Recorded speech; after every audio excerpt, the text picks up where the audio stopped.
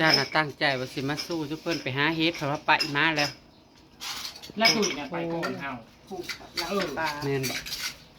อีตัวมาสู้ ถ้าพ่อมันมาแหละมันนอนเฉยตื่น นอนเจี๊ยบของเฮาจะแกงยื่นว่าอีผัดละพันมึงจะเอากูเมอเลยมึงเอามีได้กินแต่อยากกินอยู่กูมือซับแกงเฮ็ดมาว่าที่ผู้ลูกจ้ามาแล้วก็อีนายมาช่วยเดินไปทางนี้นะรวม ถ้าจะเปลี่ยนแผนไปหาหยังไปเอาหน่อไม้บ่ไปเอาหน่อไม้นอนลง ต้มกินเพราะว่าตุยโจย จะมีรสชาติเองบ่ เฮ้ยบะมี่กระย่างไปทำมาลายลูกผู้สีโหดสามโถ กับสวัสดีตอนสวยๆพี่น้องเอ้ย บ่ได้กินเลย เอ้า จักสิไปหามันเมื่อยยังเพิ่นคือได้แกงแล้วซะ เฮ็ดหมูมาซื้อ แกงโมวาน ปาดแกงเห็ดเพาะเพิ่น กลับมาคนใส่กันครอบครัวมาก มื้อเช้านี่แกงเห็ดเพิ่งเพราะยังคันเห็ดเพิ่งอันน่ะ2ดอกน่ะงามๆหักซุ้มนั่นผัดข้าว 50 บาทกินแม่ มีแต่อยากทาดลมเดียวนี่นะ นั่นแล้วข่อยคือกัน ใส่บ่าวๆซ้อนน่ะสิมาสู้ไปหาเห็ด ถ้าบ่ได้อยากล่มหัวเข้านี่มันอยากล่มอันนั้นน่ะอยากสู้ไปหาเอาล็อกเอาเล่นว่าจะกับบ่เว้าทำไม อุ๊ย ขี้กัน ย่านเดี๋ยวจะมาเว้าได้เอาแลน ไม่จะไป ผู้ ในสายเลน เจ้าคือพระจับเอาซะ ในสายค่อยไม่เห็นแต่อยู่ในนั้น อุ้ยมือมามือไปน้ำกันมือหน้าคอยแล้วนะ อย่าเด้อแลนเจ้าที่เด้อ ในลุมบ่ทันเห็นปีไก่เลยนะเฮ้ยนี่ปลาเรานั่นเต้นกับควายเขาสิเห็นมันไม่ใครมันว่า แลนเจ้าที่จ้าอย่าไปหาเห็ดซะอาดเอ้ยมากินข้าวกินน้ำอาด จางเค็ม ข้าวเบ้าเด้อ ใครว่าเค็มจี๊ดไม่เสียวจะมาชี้จะว่าเค็มนั่น เค็มไปดิบ่ เค็มอยู่ใส่ เค็มรุ่นไหน ชื่อนะผมเป็นยังว่าเค็มปากผม เฮ้ย อยากไปทางนัว เกียดเธอ แอ แอ บบ โค โค ต ต ร รเพิ่นเดียวโอ้โห ปกติเราเรือเลยครับเขา เจ๊จะมาว่าวเด้อเค็มเด้อเจ้านึงหนัก บ่ ไป ได้ทุกแค้วสงสัยบ่ได้ทุกแค้ว ผมไม่ได้รู้แถวน้อยมากไหม เจ้าซีมื้อสิจะบอกนี่อันนี้จังหวัดซ้ำบ่ได้ใส่ชูรสจังคือกินขี้ดังนี่ เอาขี้ดังกับขี้จัง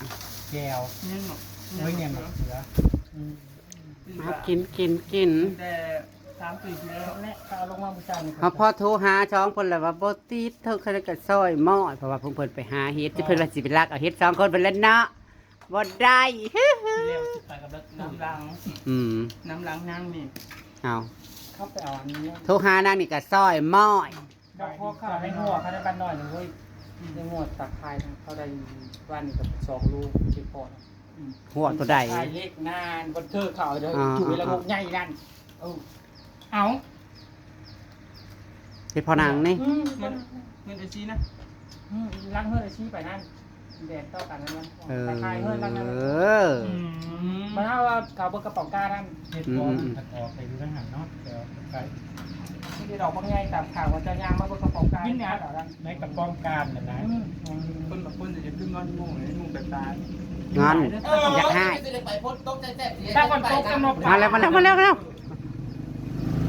จะเป็นมาช่วยหรือเบิ่งเขา มานั่ง สมาบ่คือแต่ก็ ถ้า สู้ ว่าเป็นพ่อคนแล้วมาใส่สู้กับไปคือแม่ยิงแต่ด่าแอนแลกแท่งอยู่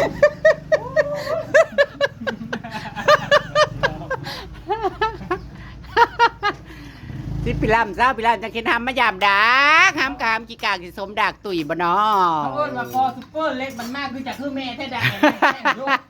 ท้องกระสวดโพโวบ่ ชุบเพิ่มได้ไหม เจ้าสิไปใช้บักน้อย บ้างนะ มันกูแม่งกินนู่นกินรอคอยเปลี่ยนกูเทื่อนะ ปาน อืม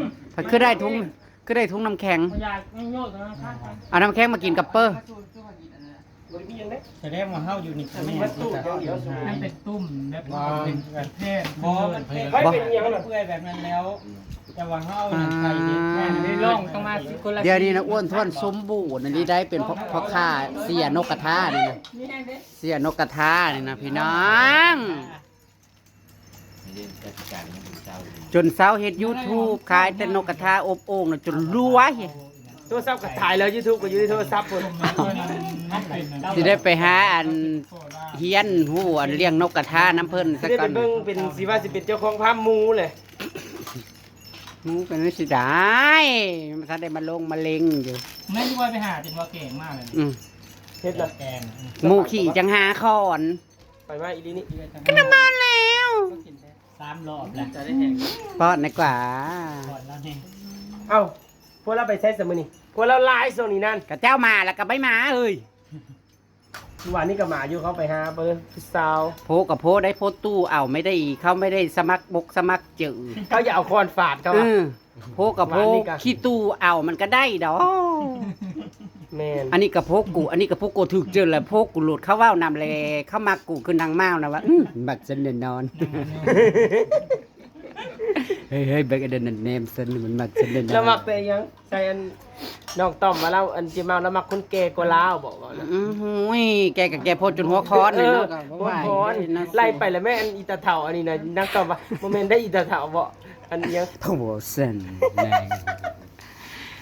ไปบุญบรรณปงกันนัดกันนะเจียงขอไปขอกระโบมีกูมูขอไปผู้เดียวแหละไปนั่งน้ำกันเนาะไปบุญบรรณปง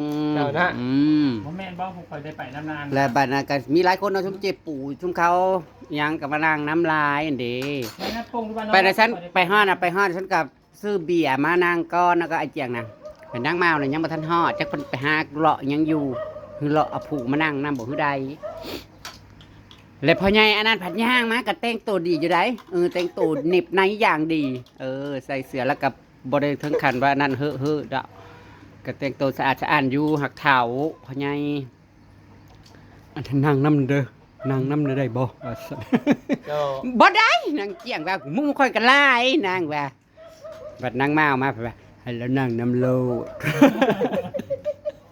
แล้วมาผู้ดีเอานางว่า ตัวเอื่อยบ่ นางเกี่ยงว่านางนี่ตั้งบ่ได้เลือกว่าบัดตอนจบนะไปกันอลีได้เฮ้ยว่าเอานั่นบ่ขี่รถน้ำลังกันตะยอดมือ เพิ่นน่ะต้องไปกินทั้งพุ่นจิมาอยู่แก่ทั้งบ้านโคกมาทั้งนั้นได้ยังพุ่นได้ กาพ่อใหญ่คล้ายบักคอพ่อใหญ่คล้ายบักสลอย เอ้ยกินนะ มากินอยู่เพื่อนเลยเจ้าคายเบิดมือคายบักสลอยนี่เจ้าได้จักบาทเจ้ามานอนน้ำข่อยน่ะมีแห้งพร้อมขั้นเมื่อตัดผมน้ำนางแหละได้กันสิ แต่ยังสิไปหาอันเฮ็ดเดี๋ยวนี้นะ มันสิได้บ่สิไปหาหน้ำไม้พุ่นนางตุยว่าปะปวยเคาะพุ่นไปหาลงไปจับแรง ก็ อยู่ กับ ปัง แกมาหมัดแต่ว่ากับฉันนะ เฮ้ยกลับมานี่ เอา ตะเหรอ นะคันนี้มาเห็นแลนน่ะนะสิห้าวจนพุ่งล้ม ไปบอก โยมันไก่ ใช้รถไป ไปจอดที่ไหน จะเอาบอยเก่า ไป แหละ จับบ่เน่าห้านั่นแหละ แล้วป่าอันไม่ครอบกับตึบก่อน เบิ่งแน่น่ะ ใน เนาะ ทงนาเนี่ย ความอ้าวนะเดะฝนตกมาแล้วก็แดดแล้วอ้าวแล้วก็ ย่างใกล้เพื่อน ห้าวน่ะก็เว้าย่อมใจอยู่ว่าเอาเฮ็ดหากไม่จะเอาฝนจังซั่น ถ้าพี่จะไปจอดใกล้อยู่กลางป่านะ ทุกอีเลยจ้า กินนะแม่ข้าวน่ะแกงเฮ็ดพอน่ะได้กินแล้ว ไม่กับลา เอาใหญ่อันยืดอยู่เนี่ย เลยเบิดบ่เฮ็ดมาอันนกช่วงนี้นะเฮือน่าได้ ตึงแห้งชวดๆอยู่ พักยกเฮือเอาตัวเต็มตัว เป็นตู้เซ่กลัว คือ ไว้ เบ่งขึ้นบ่เบ่งอีเลยจักไปเฮ็ดหยังจักว่าเบ่งก็ได้ก็ได้สูบลมใส่บ่ เราบ่ได้ไป ถ้าได้ตุ๊ดออกมาจากหู อืม เขาได้จำชิ้นแหละสลุ่มกับท่องเลย โอ้ยไม่ได้ไปหาย่างแต่กี้แหละมิจะพาไปหาย่างเนาะเขาเรียกอะไรไปหาย่างอันนี้ไม่ได้ย่างจักเทื่อเลย มันนี่สิพาย่างมันจน อุ้ยจะไปหาแลนเนาะไปเอาแลน หาได้แถวนี้จะมาหาอ่าวเด้อกินพันตายแป้งแง่งบ่ได้คุ้มเด้อ ในเฮือนกะลานั่น กับบอกก้านั่นมะม่วงแซ่บนั่น แล้วเจ้าที่ นี่นะ อ๋อปีกายนี่มันงวกหน้ามาแล้วมันแลบลิ้นใส่เบ้อ และข้างทำด้านก็ อื มี ม เคยบอกว่าแล่นแม่เขาจะเอามือ ให้ผู้อื่นมาเห็นเสียงโดน มันแมนบ่แน่ บ้านหลาวเนาะ อืม ผู้ไทยเนี่ยผู้อื่นนี่มึงว่าเขาเบา แมน อือ บ่แมนแย่ใหญ่บ่ เฮ้ย เนี่ยมันใหญ่กัน เอาเมื่อคืนนี้เลยเซอร์บอกนี่จะไปหลอกกันแล้ว แย่ใหญ่ ก้าวกับแม่ นี่ปันคอนสายเลย มาจอบหามือได้กับบ่เห็นยูทูบเบอร์ จอบอยู่ คิดว่าอันดังแล้วบ่ได้มาแล้วไผ แล้วก็บอกว่าเว้าน้ำข้นบ่แล้วได้ คิดว่าไผกระดังมาแล้วทั้งเบาเอื้อกะรวยเด้มีเงินมีสั้นยังแล้วบ่ได้มาได้ ทางนี้ก็มีข้อฟ้ามุงฟ้ามาอ่า ช่วงนู้นก็นั่งติดอีเวนต์เฮ้ย ตอนนั้นนะปล่อยให้นางไปตามอันทางของนางตอนนั้นน่ะนางแบบรับผู้รับตึ้งอันนี้อีเวนต์นางลาย กับตา สภาพเดิม ช่วงนี้ก็สิเบิดเลยเด้นั้นอีเวนต์ล่างแล้วก็บ่ได้รับเลยเด้ โอ้ยมึงตายครับอีเมล น่ะ ยังมีมาอยู่ได้ แต่ตีห้าเด้อ โอ้ ไป ไป เบิ่ง เล่นกันนะ บางเทื่อนั่งก็บ่หลับ บางเทื่อก็นั่งบ่หลับนั่งไปเลยนั่ง กินบ่สมอยากนั่งหากออก นั่งยอมเขา เออ น้อมนะบ่ ย้อมมือไปงานวันเกิดบ่าวเสือน่ะกา ดังสวรรค์ก็ กิน บ่ กับ ล บ่ ง ลง จ้องจอกกับบอลลงกินมาได้กับคมมาจ้องเท่าบนผู้บอกกินเนี่ยกินเอาจนเบิด จนรู้ลูกบ่ มาแล้วเกือบจะนะ จักเดียวเชียร์มาอยู่บ่ แหน่มื้อวานนี่มื้อชื่อนี่ถามอยู่ผัดบ่ได้เอามาแม่ใหญ่ จัก ดี ม้วน ซ ต่ บ ม้ว ไป นจดเสียเลยมันเศร้าม้วนเลย กินกับบ่ลง กินกับบ่ลง เกือบกับข้าวแค่กินเลยชนข้าวเลยมุกาเกือบปัญญาสิ ไปอ้วนคือยุคของไปท่านได้ติดซิงจักเถื่อได้ฮะคอยหู โอ้ ว่า ย่ามันสิหมุนหลายรอบเจ้าอย่าไปติด อีตู้น่ะไม่คอยเด้อตอนนึงเพิ่นโจมมาตั้งไว้ บัดเฮาติดชิงแม่น้องค่ำเพราะว่าคลิปเก่า เราก็จะไปรอปลาจะกิน ซิ่งมันอ่อนกว่ากัน ซุปไปอีกครับเผา คุณแม่ทำมาอยู่ทั้งคน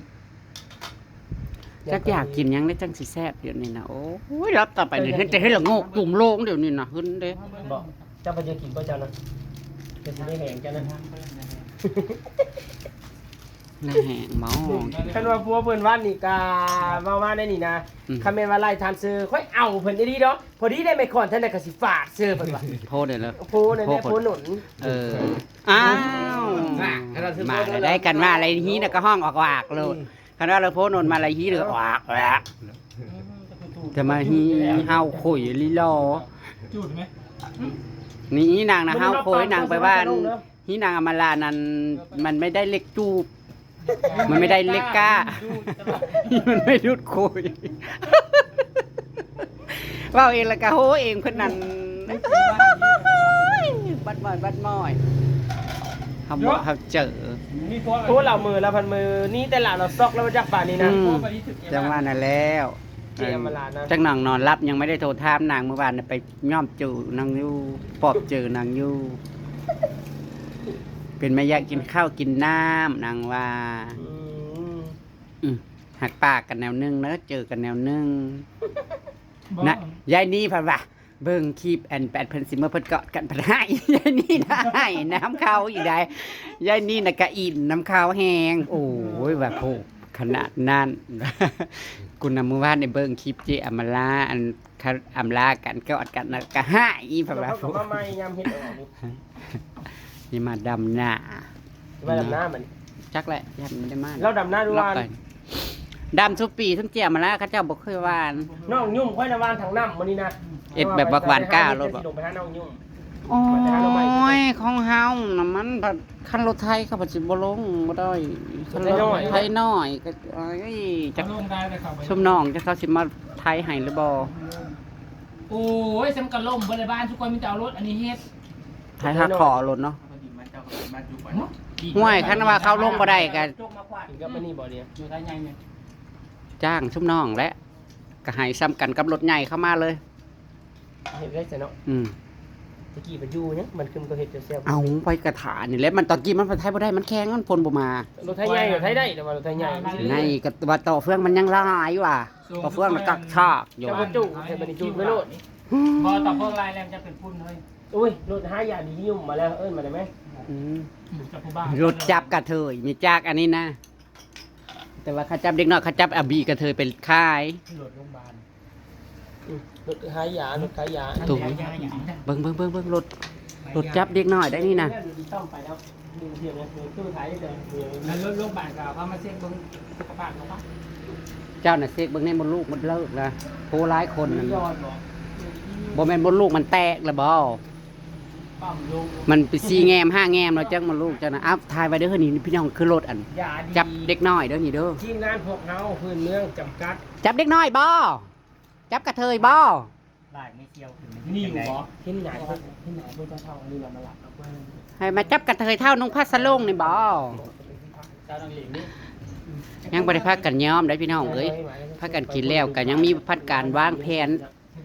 ไปหาหน่อไม้อันขาว แต่ยังกล่าวพี่ ต้มกินแซ่บ กินข้าวจะกินน้ำมันสีเอา ๆบ่าวซ้อนเพิ่นสิเป็น แก่มาผมมานั่น เพิ่นสิเป็นล่าแล้วโอ้ยม้าตัวเดียวนี่ก็เอาปานใดกว่าคะแนนเห็นกูสิห้าวจนมันเขาเอาปืนมายิงผู้ เข้ามาอายุ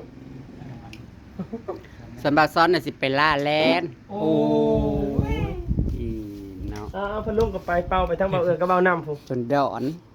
มาซ้อนมาหลดตดว่าสั่น วันนั้นน่ะโพน่ะก็ติดนะ แม่นบ่ มีติดเนื้ออย่าห้าใครวะยังให้โทรไล่เธอ บ่ได้สมแล้วมักม่วงมัน ขนาดโทรนำเบอร์เขาขึ้นมาพี่ก็โทรนะยิ้มปุ๊บย่างไปปุ๊บ อืม เปล่า เด่นยิ้มเลยได้ท่าน่ะ ยิ้มแต่ว่า ถ้าเลิกพัดใส่หนังยิ้มเบิดมือนางว่ายิ้มเบิดมือก็ได้ พวกกับไม่นำคือพวกแม่ซ้อนเถอะอันนี้นะ เนาะ ขันว่าไปเลยคอยผ่านโหหลุดไม่ว่าได้โอ้กันขันว่าค่อยกับเอสเจ้ามาเอสค่อยนี่บ่ไม่ว่าได้ วัดพ่อแม่ซ้อนพัดจังว่าฮู้ท่าแท้เสร็จขี้หูขี้ตาให้กันจื้อลืออยู่ อันนี้เรา มือหน้ามานั่ง โดนเข้ามาได้กัน ยืนเก้เด้แล้วก็ว่าหยอกว่าแม่ยายพาร้านมาเป่าเค้กเบ้าว่านะบ่ได้บ่แม่นลูกบ่แม่นร้านได้ล่ะ ฮู้แบบว่าแจ็คสิฮู้แบบนั้นนะ จนบ่เลี้ยงบ่ติงเอ้ยบัดโพนัง บัดหัวนั่งตุ้ยผัดเบาหน่อยนึงก็จะคอนผ่านหัวเลย โหน่ะ ไม่ว่าได้เมื่อไม่ว่าได้ นกกระถือตีนเพราะว่าโพนังตุยแต่ละคนเพราะว่าแฮ่ปันตะกะแตนคำกอง อืม เฮาสิไปใกล้พระบินปึ้งอีกเลย นำดอกไม้ดีกว่านี้เป็นพลอย อาจังได้ก็ติดตามคลิปหน้าพี่น้องเอ้ยมื้อนี้น่ะล่นทีมบ่มาครบทีม เจ้าก็ไปหาแหลน ทุกคนก็ไปหาลงไปแซ่น้ำห้อยปิงจับ เจ้าก็มาเฮาไปเห็นแหละล่ะ พ่อแมงขนุนเขาก็สิเอามาโคบมันไข่แล้วมันแซ่บได้ มักม่วงย่าง ได้ไปแล้วเป็นไก่เรื่องไปแล้วนิ้วนึง อืมแซ่บเลยแมงขนุนน่ะมันไข่เลยคุดอาจสัก100โตนี่ก็ปันเลยเอามาทอดแล้วก็แซ่บๆตามคลิปหน้าก็แล้วกันพี่น้องเบ้าหลายใหญ่ห่างนะคะ แต่ว่าจัก10จักโมงขี่รถไปนะฮะบ่ย่าง จ้างไปเลยนะ ไปแบบโกโก้ จะได้ไหวบ่เท่านั้น โอ้ยรถในพุงนั่นเอา เจ๊น้อยสิเป็นไข่ เสียนกกระทานี่ อยากมือเดียวก็ไปขาย อย่าเป็นไข่